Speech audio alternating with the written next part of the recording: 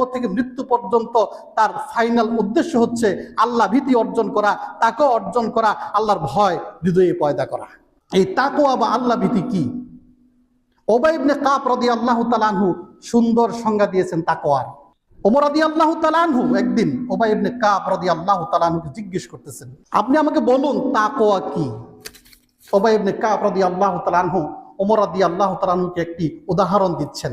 হে ওমর, তুমি কি পৃথিবীতে এমন কোন রাস্তা দিয়ে চলেছ, এমন কোন পথ দিয়ে চলেছ যেই পথ বা রাস্তা কণ্টকাকীর্ণ, যে পথ বা রাস্তা কাঁটায় বিছানো, প্রত্যেকটা জায়গায় কাঁটা বিছানো, এমন কোন রাস্তায় কি তুমি চলেছ কিনা?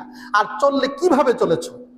ওমর রাদিয়াল্লাহু তাআলা আনহু বললেন, হ্যাঁ, কাঁটায় ভরা কোনো পথ, কণ্টকাকীর্ণ কোনো পথ আমি অতিক্রম করেছি এবং সেখানে খুব সন্তর্পণে, খুব সাবধানে পায়ের আঙ্গুলগুলো বিছিয়ে বিছিয়ে আমি পথ চলেছি, যেন কোনো কাঁটার আঘাত